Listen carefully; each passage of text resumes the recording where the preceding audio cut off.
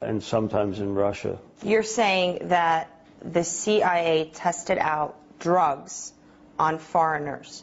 Mm-hmm. How were they able to successfully do that? Well, the test that got Olson in trouble and eventually got him murdered, that he spoke out of school about, was a test that took place in August 1951 in a small French village called Pont-Saint-Esprit.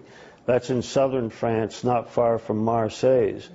And the CIA funded Fort Detrick to do an experiment there involving aerosol LSD sprayed in the small village. That affected 500 people in that village. There were 3 suicides, and about 40 people were carted off to a nearby insane asylum as a result of that experiment. Why don't we just explain why it was that you believe the military was trying to produce LSD? How did they want to use it? Initially, there was a lot of excitement about LSD. The initial excitement was the possibility of using LSD as a weapon in the field that would eliminate the violence that occurred mostly in wartime. In other words, people wouldn't be killed and property wouldn't be destroyed. So you could launch a massive aerosol LSD attack on enemy troops. They'd go crazy for a few hours. People could sweep in, capture them, whatever. It sounds very naive in retrospect, but there were several papers written by the Army in 1949 and in 1950 to that effect. And it was at that point that the Army decided to go forward and experiment with the drug. But the interest rapidly transformed into an interest in terms of using LSD for interrogation purposes, thinking that it would put somebody either at ease or in a state where they'd tell the truth. They almost thought that perhaps it could be used as a truth drug. That didn't pan out at all. I was very surprised to read 2 very familiar names in your book, and that being Donald Rumsfeld and Dick Cheney. Tell me how they were involved in all of this. Olson was murdered in '53, and his murder was covered up from 1953 successfully until 1975. Only his family had suspicions about his death. No one else had any suspicions. In 1975, the Rockefeller Commission inadvertently printed in a report to the president that a civilian employee for the U.S. Army had been dosed with LSD in 1953 and subsequently committed suicide 9 days later in New York City.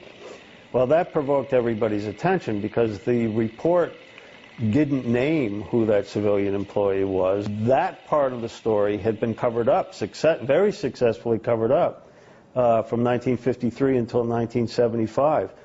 Rumsfeld and Cheney, to put it bluntly, were part of that cover-up. What were their roles at the time? At the time in '75, Donald Rumsfeld was President Gerald Ford's chief of staff, and Dick Cheney was the closest assistant, special assistant to the chief of staff, Rumsfeld. What was the most, I guess I'd say, shocking fact that you uncovered? I mean, you investigated for 10 years. Well, it's a good question. By the time I was finished with the book, I don't think anything could shock me any longer. In the beginning, I think the most shocking thing, and the thing I did not want to believe initially when I became certain that it happened, was the experiment in France. I didn't want to believe that. I didn't like the thought that my government would do something like that. But on top of that, there were countless experiments that were conducted from 1953 until approximately 1970 on thousands of nameless individuals. The Army, the United States Army alone, tested LSD on over 5,000 servicemen at Edgewood Arsenal alone. How did they get the servicemen to agree to something like that? Well, they offered them bennies. They said, you could have extra leave, maybe have another weekend to go home, some extra vacation time, maybe an early out. But what they were told that they were going to volunteer for drug experiments, but they were told the drug was a relatively harmless drug that wouldn't have much of an effect, and it was in the process of being approved by the FDA, and that just wasn't the truth. The drug was never being in the process of being approved by the FDA, and nobody had any intention of ever approving the drug. Do you think that the CIA is still testing out drugs on? Oh, absolutely. I don't think they're testing LSD any longer. Not LSD, I think but they different basically, they've been through that process. New drugs, absolutely, absolutely. Do you have any fear for yourself or for your family? Because you really are making a lot of allegations. Well, I have made a lot of allegations. It's not really allegations. I mean, the proof is there. The proof is there for anybody that wants to pick it up and read it, and if they want to pursue it themselves, they could actually find even more than what's in the book. I don't have any concerns. My mother and my wife have some concerns, but no, I view myself. I'm a historian. I mean, I wrote a book about things that happened in the 50s and 60s and early 70s. That unfortunately are still happening today.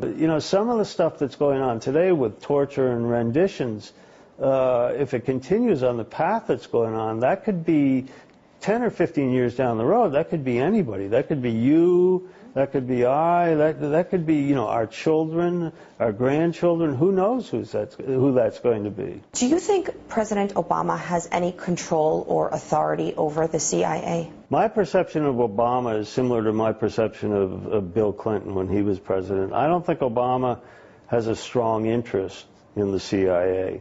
The same as Clinton not having a strong interest in the CIA until maybe the latter years of his presidency when he was forced to in terms of what was going on in Afghanistan. But Obama really hasn't had time to focus on the CIA or any of the multiple related issues. But the CIA, in my perception, basically runs itself, regardless of what the president thinks. Can the CIA undermine the president if they don't like what the president is saying or doing or advocating? Absolutely, they can undermine the president.